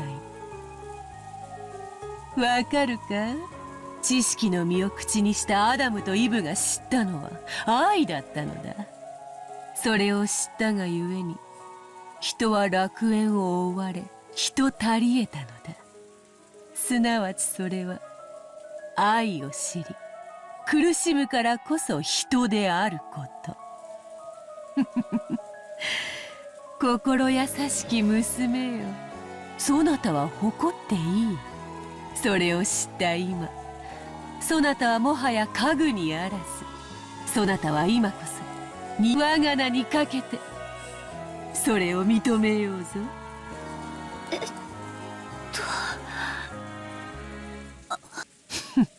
凡庸の身には理解もつらき話か。まあよいわ。許すがいい。久しぶりに人間と話すのでな。饒舌が過ぎたことを謝ろう。Without expecting a reply from Shannon, Beatrice laughed pleasantly for a while. 詫びと言ってはなんだが、わらわの力でそなたのその願望を叶えてやってもよいぞ。Like they said, for a price. I wonder if the price is Shannon. Maybe she's got to kill some people to sacrifice for Beatrice. The meaning of those words surprised Shannon even more than the witch's sudden appearance. そなたを思い人と添い遂げさせてやってもよいと言っている。本来ならばそれに見合うだけの対価を要求するところだがわらわは機嫌が良い。それにそなたはわらわへの礼を欠かさず今日までよく尽くした。それへの褒美としてやってもよい。本当ですか？ Normally, Shannon would have been shocked by this guest who lacked realism and wouldn't have been able to speak. However, as though she had already been caught in the witch's trap, Shannon responded to the witch.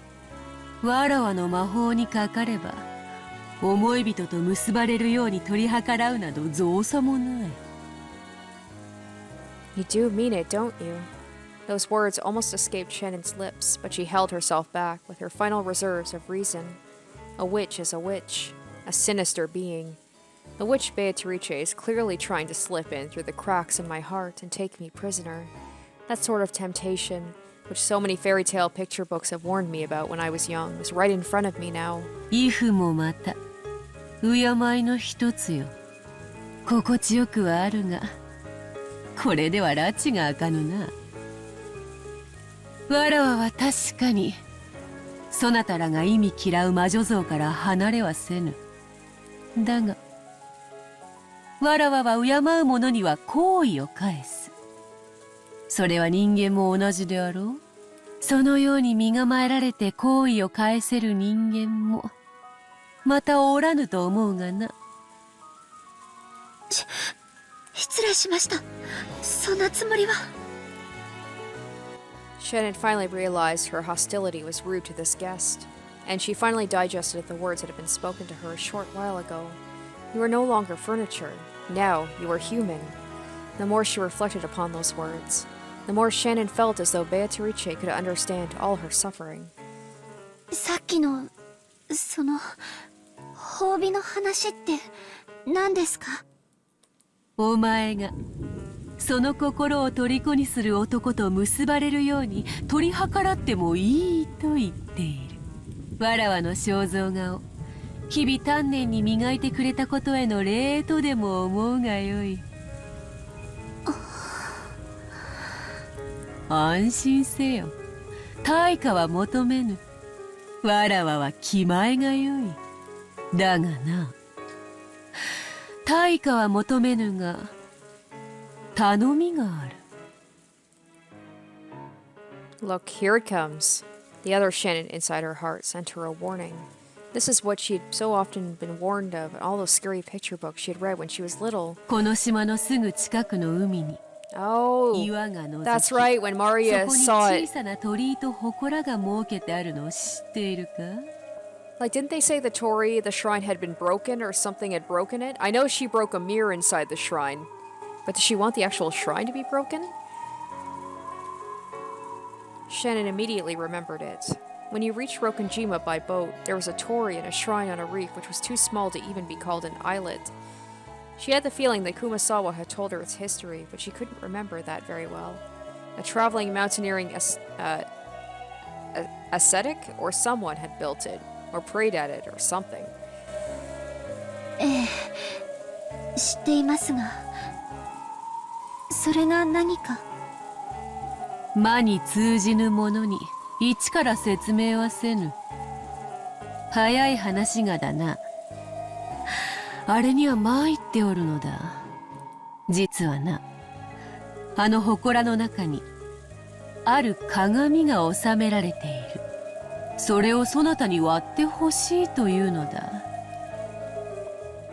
That was a very suspicious request. Shannon didn't know its history, but anything that might be stored inside a shrine would have to be something sacred.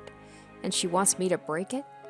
Why would someone as powerful as a witch be unable to do that herself and be asking a human for help? There was no need for Shannon to speak her thoughts aloud. Beatrice started talking about this reasonable question before Shannon could give her answer. あの鏡の魔力は、わらわの魔力と相対する。 So maybe this is the other reason why Beatrice couldn't be summoned before, is the mirror had to be broken for her to appear? 人の言葉でうまく説明できぬな。 Maybe that's one of the other witches she talked about. Maybe one of the other witches, that mirror is her power and it's stronger than it. What was the name? Lambasta or something like that? That was the other witch that Beatrice was talking about. Said she could be one that rivals me in terms of power. 例えれば、食器の違いとでも言おうか。あの鏡はフォークで、わらわの力はスープなのだ。フォークでスープは飲めまい？あの鏡の押し付けさえなければ、わらわはスープを飲むのにぴったりのスプーンが用意できるというわけだ。それさえあれば、スープも飲めるし、岩ろうだって掘り抜けるぞ。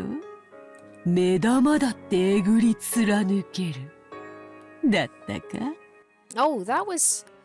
Someone said something about that before. I feel like, that whole thing about drinking soup, or digging your way out of a prison, or scooping out eyeball. Somebody said that before about how, like, something could be used for multiple uses. I can't remember who said that.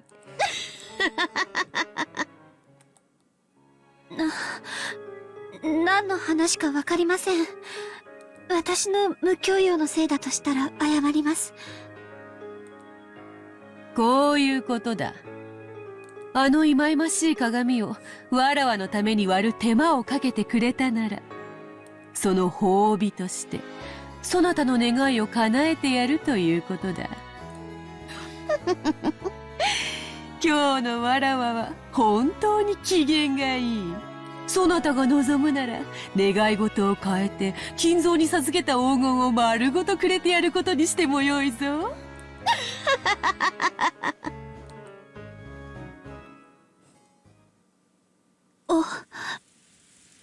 お断りします。Oh. なんと。 Maybe she's like, oh, you're interesting. When she heard Shannon's words, Beatrice realized for the first time that her expectations had been betrayed. Just like with Battler, where she's like, oh, I like you because you didn't react the way I expected you to. 理由があれば聞かせよ。誤解があるなら解こうぞ。理由なんてよくわかりません。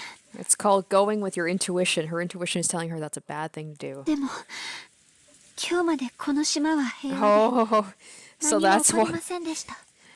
So I'm wondering if that's what happened in the first episode too. Ever since that mirror got broken, everything just went to hell. And that's why all of the previous family gatherings and the meetings were all relatively normal until this one. なら鏡を割らなくても今日までと同じ平和がこれからも続いていくはずです。なるほどなるほど。それはもっともだな。そなたの言う通りだ。あれを割らぬなら、割れぬ今日までと同じ日々が、明日も明後日も続こうぞ。わらわが絶対の保証をしようではないか。ベアトリーチェの名にかけて言う。割れぬ今日までと同じ日々が、明日も明後日も続こうぞ。There's gotta be some... There's gotta be like, what's the word? Like a hidden meaning to those words. それは永久に。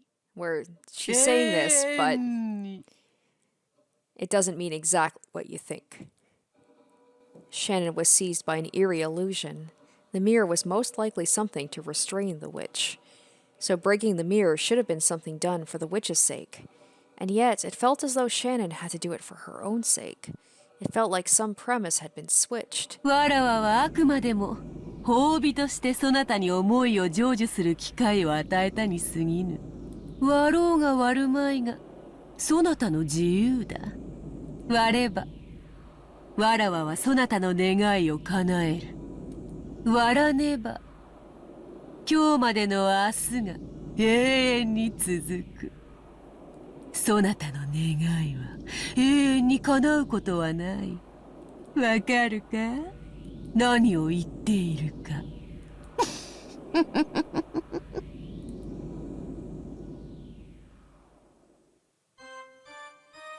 The witch was telling her. She was pressing her, saying to break the mirror if she wanted to be joined with George. And she was declaring that if she didn't break it, then her feelings would definitely never be fulfilled. やめてください。そんなの聞きたくない。そなたを苦しめたかったわけではないのだがな。まあいい。愛に苦しさを感じるも人間の醍醐味よ。その感情を存分に楽しむがよい。だが我が力を借りたいと願ったならいつでもあの鏡を割るがよい。そして我が名を叫び呼び覚ますがよい。わらわは必ず約束を守るだろう。これならば文句はあるまい。そなたに今すぐの決断を迫るわけではない。気楽であろう。Was this deal ultimately something she could feel at ease with? Definitely not. To Shannon, who was burning with love, tormented by passion, being tempted forever by a way to escape was far too cruel a trial. この約束に期限は設けぬが、願いを叶える魔法には期限がある。その期限は、わらわが決めるのではない。そなたの思い人が自ら決める。意味がわかるか？わかりません。そなたの思い人が愛のちぎりを結ぶべき相手を決めた時が、わらわは魔女だが鬼ではない。互いを愛し合う二人を引き裂く魔法は持ち合わせていないのでな。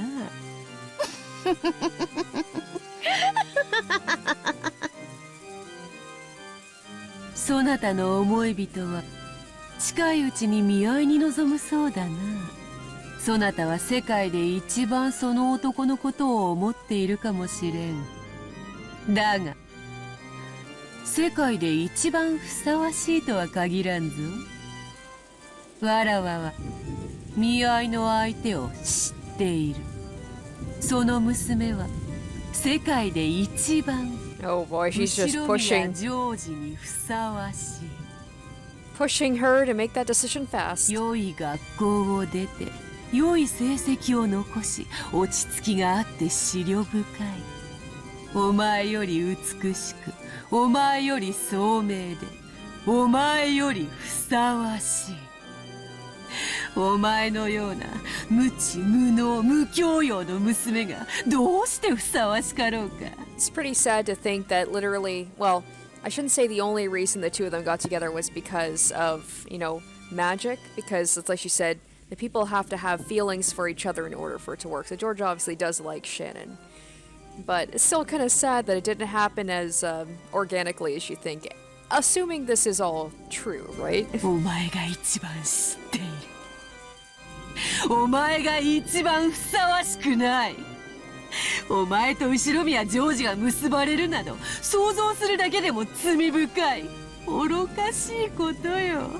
愚かしい愚かしい身の程知れい。義務教育に行かせてもらった恩も忘れて。 Oh, I thought that she was like channeling Ava there. 身の程を知りなさい。ジョージはお父様の血を引く孫の中では嫡男に当たるのよ。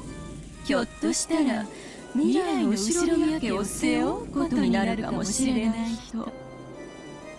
その期待に応えるためにたくさんの勉強を重ねて素晴らしい大学に入り素晴らしい成績を残しているわ。そんなジョージと無能無資格無教養な使用人風情が釣り合うと本気でお思い？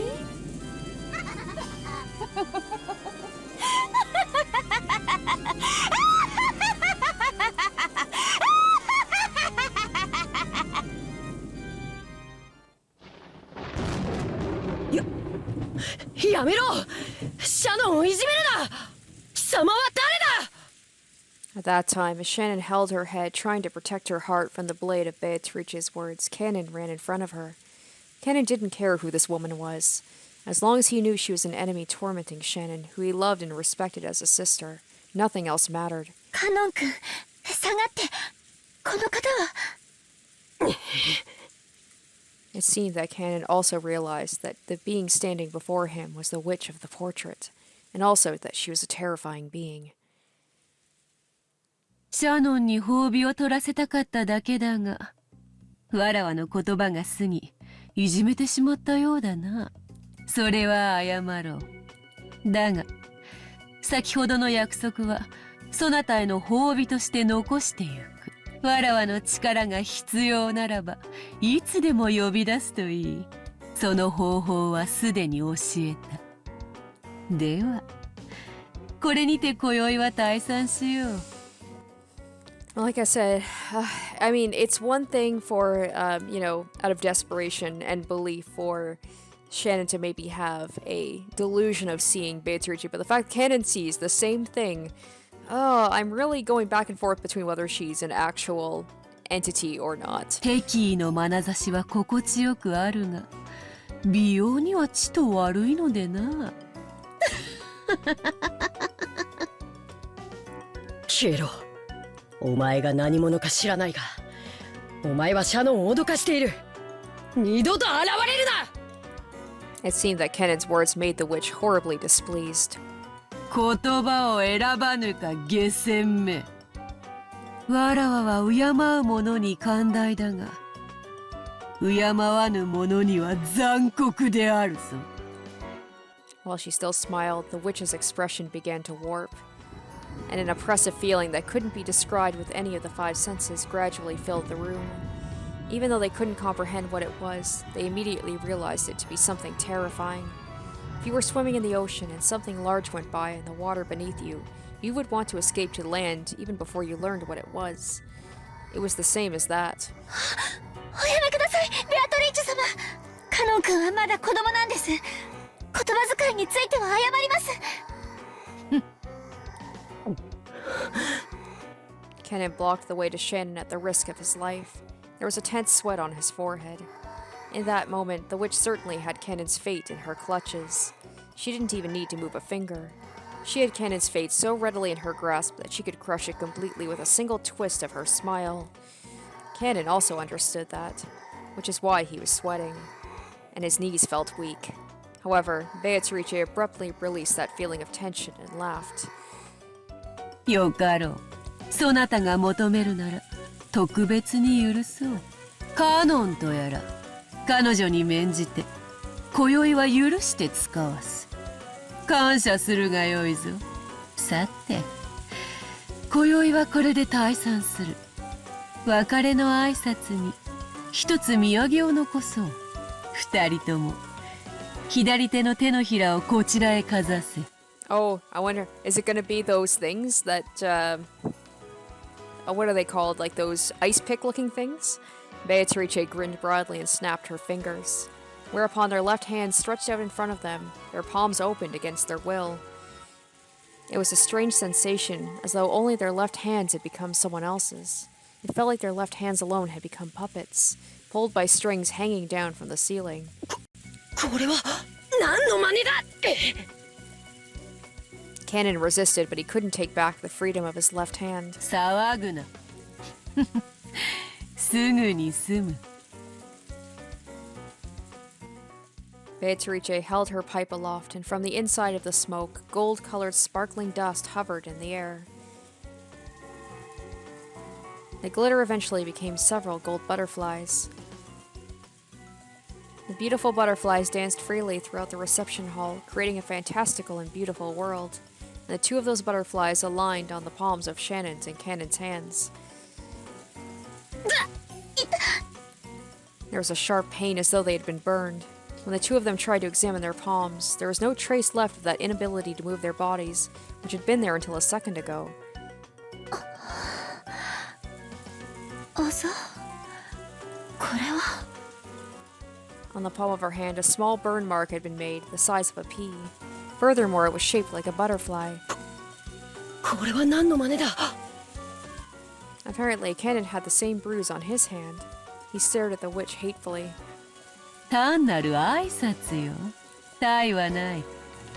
ただのあざに過ぎぬから、ほんの数日で言えよう。手当ても必要ない。それは、わらわが確かに今日ここにあり、そなたと約束を交わしたことを明日に忘れさせぬための印だ。わらわとの出会いは刺激が強い。翌朝にわらわとの出会いを夢か幻と思い込み忘れようとする人間もゆっくり考えるがいいぞ、シャノン。そしてゆっくりと休み、明日の朝日に我が印を見て改めて考えてみるがいいだろう。わらわは何も強要せぬ。そなたが自らの意志で自由に未来を決めるがいい。もっとも欲する者の対価がその程度で済むとはな。貴恋をテーマに戯曲を書き上げた偉人たちが悔しがるぞ。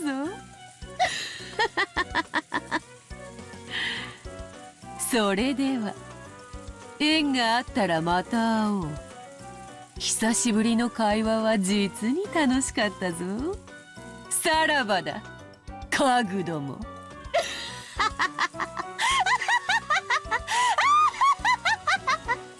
Well, after the first episode, I was leaning with Battler that I believe it was humans who did this, and that there wasn't a witch, really. Like, there's got to be an explanation for it. But the fact that they both have this meeting with this witch, and they're going to have physical marks proving that it happened, it's kind of hard for me to be like, well, what could have caused that? Like, to think of a realistic human explanation for that.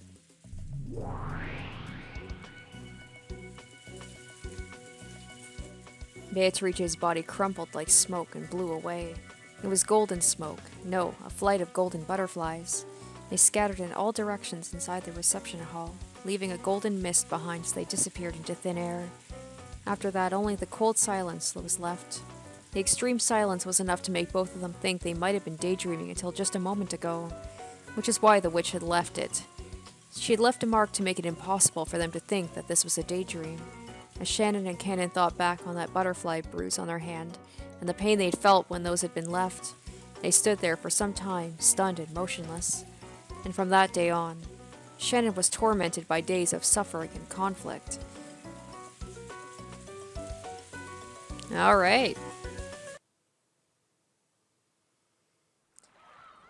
Alright guys, that will wrap it up for episode 11 and, the first part of the second episode. So it's interesting to get into the backstory of George and Shannon's relationship, and more importantly, leaning more towards the belief that Beatrice might actually be real, maybe? I don't know.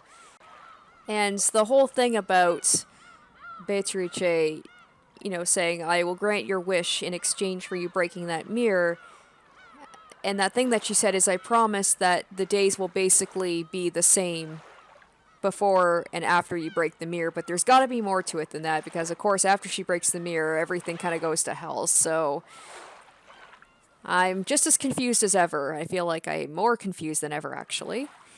So my thing is, when are we going to get into the family meeting? Hopefully that is going to happen. I miss having all the characters. It's like quite the opposite of the first one, where there was introducing a lot of characters, whereas this one it's focusing on just a few. So I can't wait to get all the characters back together again and see what happens. Thank you guys so much for watching, and I will catch you in the next one. Bye. Special shoutouts to my top tier patrons: Nana, Sparky, Icognito, Matt Goldsmith, Harry Gazif, and Asborn Kennedy.